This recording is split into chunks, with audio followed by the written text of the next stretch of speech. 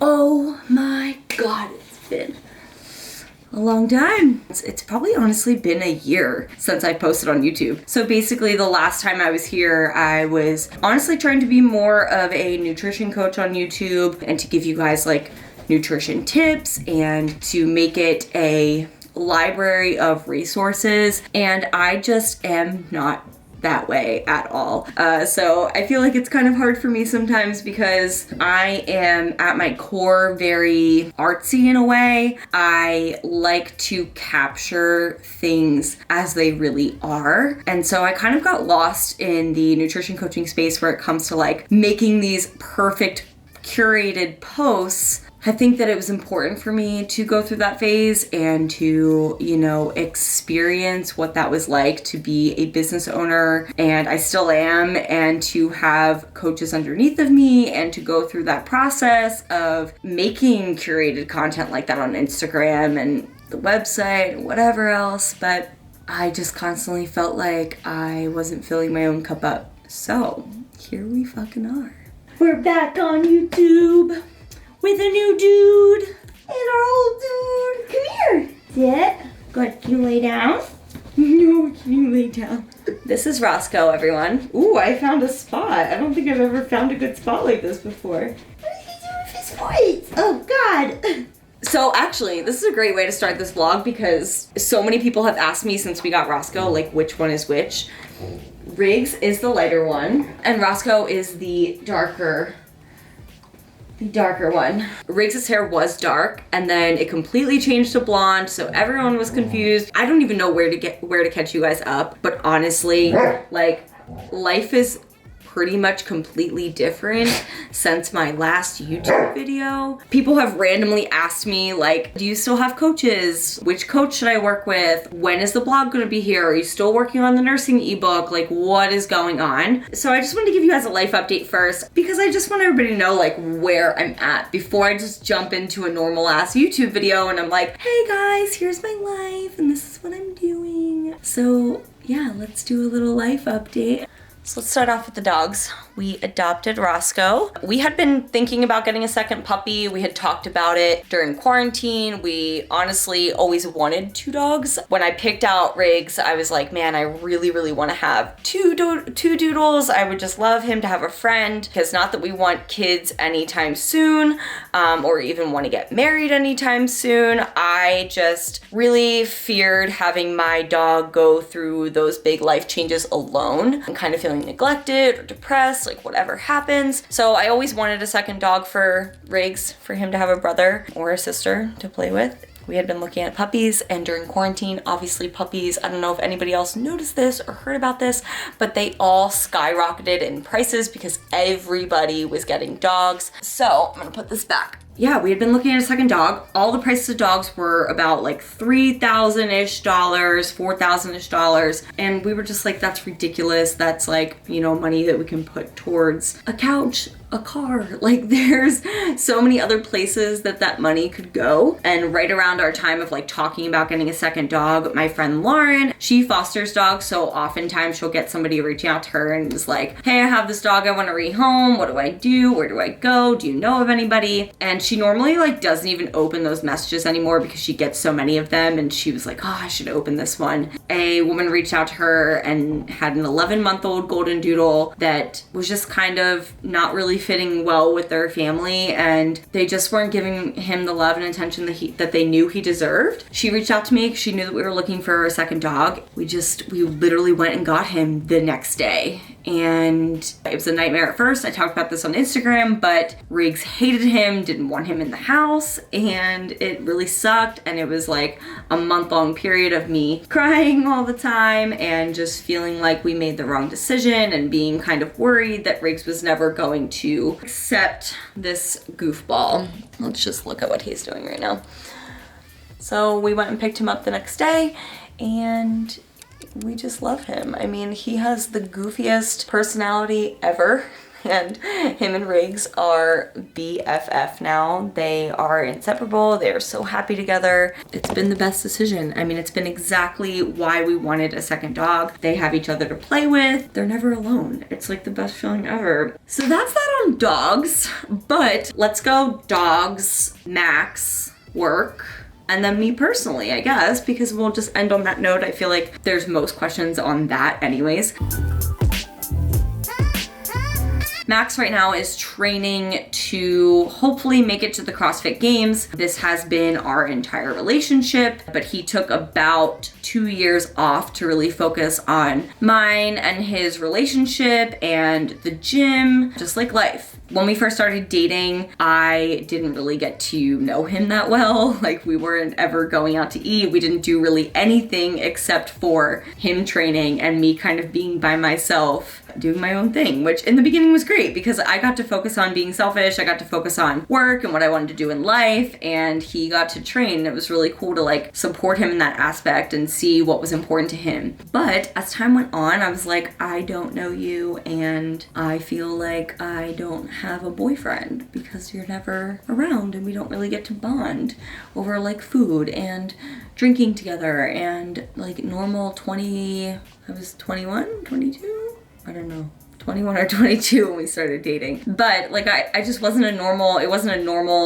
21, 22-year-old relationship. That's kind of been our entire dynamic, as we're just not normal for our age group. We just don't do normal things like that. He took the past 2 years off to kind of like build our relationship, and it kind of just became clear that the longer he wasn't training, I just kind of noticed that I was kind of getting what I wanted. We were sitting there and we would be watching our show, and he would just kind of be like gazed off to the side. All he was ever thinking about was training. And so it wasn't fair to him, and it became unfair to me, and it also was something that I felt like I don't want to hold you back. Max has fully supported me in my business endeavors and my personal endeavors and anything that I want to do, and it's only right for me to completely support him back. So we're back in this groove of Max training, and it's so refreshing because we're in a completely different place in our relationship. There's so much love, there's so much trust. It's totally different. So it's been super fun to see him train again and see him like so happy to just have a routine and feel so much structure and going for the things that he wants to go for. In turn, like, I'm doing the same thing. You know, when he goes to train, I'm able now to refocus my time and allocate that time towards creating YouTube videos and to be on Instagram more and to share my life and the things that I want to be sharing. Basically, Max and I are doing great. He's back into training, and I'm happy that we can support each other doing our own things. So while he's training, that pretty much means that, yeah, we just don't go out and drink together. We don't go out to eat. We don't do those things almost at all. And just being more intentional with our time. Like, when we do those things, it's very intentional. It's like, am I just trying to go out to eat with you because we're not catching up, we're not spending quality time together, we're not talking, we're not communicating, whatever it is? Or am I doing it because I genuinely want to bond and connect over food together? So it's kind of nice because it helps us both to continuously reevaluate, like, why are we doing the things that we do, and just being more intentional with all of it. So that's the Max and I update. We're doing great. He's doing great. Excited to see where training takes him. The Open is in 2 weeks, so we'll see over that period of time what that looks like for us. And yeah, I'm excited for him. When COVID first hit, I was basically shitting myself because within 2 weeks of the country being put on various lockdowns in whatever state people lived in, like, my company FNF took a major hit. We had over 80 client cancellations within 2 weeks. Although I had a decent amount of coaches working under me, also had a decent amount of clients under my plate, this was a big hit for my business and for coaches and just for the security that I had within F&F. And I had to make the difficult decision, the very, very difficult decision to furlough my coaches, to fire them, to not have them anymore. At the time, like, I had this immense guilt just sitting in my heart. I literally asked Maxa one day, I just started crying, and I was just like, I don't think I have any other option to do or to choose right now, and this is what makes sense for me, for the business, and it's honestly the most loving decision I can make for my coaches as they can now go on and focus on doing their own thing. So I'm happy to see that, you know, all the coaches that I had are fucking crushing it, whether it's with nutrition coaching or just in life. It's back to just being me. And at first I felt really sad, and again, just like this guilt and shame and a lot of negative self-talk going on, like, why couldn't you just figure it out? How couldn't you manage this? Like, you could have done better with X, Y, and Z things, and just a lot of just things that I was criticizing myself for. And I think that a lot of people were going through this when it came to business and COVID, but like, this was something that was so, we could have never predicted, we could have never planned for, and that's okay. And through, you know, therapy and journaling and a lot of just talking about what was really going on inside my head, I really moved past that, and I found the positives in all of it, you know. And like, one of those, Roscoe doesn't shed because he's not supposed to, but he has these little fuzz hairs that get stuck in my eye every time I'm doing something. It's like, as I'm about to start a workout or something, there's a fuzz in my eye. As I'm driving a car, there's a fuzz in my eye. As I'm talking on a fucking video, there's a hair in my eye. Anyways, yeah, I'm back on my own, and it feels really nice. It's actually really nice to be able to selfishly focus on all of my own projects, because there was also a point in time right before the pandemic that I already had feelings of guilt and shame going on in my head, because I wanted to focus on more of like a blog, and I wanted to do YouTube, and I wanted to do things my way and not thinking about coaches and anybody else and how it impacts them. Like, I really just wanted to do my own thing in some ways. And it wasn't that I, you know, wish that I never had coaches or wish that I didn't go that route, because I still see that for myself one day. But like, right now, I just have a lot that I want to focus on with me. I've put the nursing ebook to a complete halt. It is not my priority, and I know I disappointed a lot of people with that. I've had several nurses that follow me that have messaged and inquired about it and asked and have wanted to know if it's going to be finished, and the answer is I don't know. I don't know if that's something that I have the desire to focus on right now, and that's okay. And quarantine shifted a lot of that for me, and selfishly I need to take care of myself and do the things that are going to support me mentally, emotionally, and physically. I felt a lot of guilt for putting a pause on that, and I was trying to really force myself to continue it, and I just can't.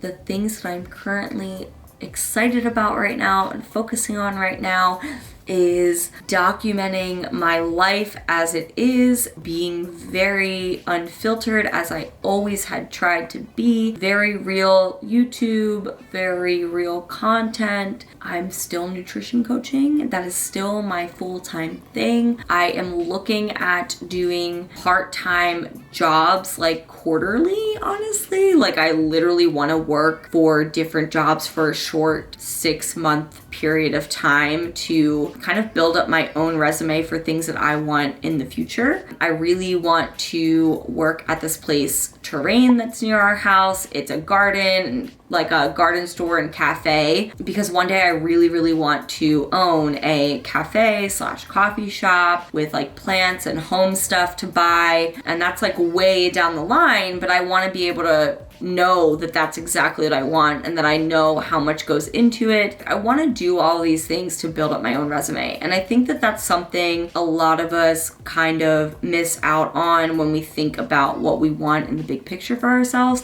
is like, to not harp on the things that you fail at or stop doing or only spend a short period of time doing. It's like reframing your mindset to I'm building my resume is so important. And I think it's really helped me, especially because, you know, having a bunch of coaches and then not having coaches and wanting to go down this route of having like a massive nutrition coaching company, there's a lot of things that I could sit here and say that I failed at doing or I didn't do well at. It was really just me building a piece of my resume. This is something I have underneath of my belt. That's what I want to do. I want to focus on the blog and just focus on content right now in a way that feels real and true and connected to me. I don't want it to mimic anybody else's content. And maybe that's me being in Enneagram 4. If anybody's on the Enneagram train, I'm a 4W3. Me being a 4, I am very focused on being an individualist. I constantly think like no one sees me, no one knows what I think, and like I'm the only one that has thought of this and whatever. Like I have some serious issues with that. But the W3, my wing is 3, is that I'm competitive. I am very rigid. I want to get things done. I want to be the best. I want success. I want, you know, there's a lot of that mixed in there too. So I'm kind of struggling with that because within the YouTube stuff, like really started to feel like I was losing myself. Like within all of it, I really felt like I was losing myself. I felt like I just look like another fucking coach on Instagram. I just look like it's not even me. Like you go to my page and it's like, what does she even like and what does she even care about? Like we don't fucking know because it just looks like any other person. And I really struggle with that. That's not something I want for myself, and that's not something that I think supports my future business endeavors and my current business endeavors. I definitely think that I fall into more of a blogger and foodie category. I don't want you to go to my personal Instagram and have a bunch of resources on what a protein, fat, and carb is or why we track macros. Like I want you to go to my business page for that stuff. I want to keep my business page, and I want to keep my personal life me. I do not identify by being a nutrition coach. That is not it's not my only thing. That's not the only thing I care about. It's my job. It's what I really love, but there's so much else that I really enjoy doing, and I want to be able to show all of the things. So that's my life update. The next video I'm going to film is probably going to be a day in the life because we can kind of just transition from what the hell is going on with me, what's going on in my life, to like what does that actually look like now. Day-to-day scheduling is different, the amount that I'm training is different, the routine that I have is different, and I want to show you guys all those things. So that's what's going on with me. I'm excited and looking forward to kind of the transition into the different content that I'll be posting. And I hope that you guys stick around. I can't wait to catch up with you guys, and I will see you soon.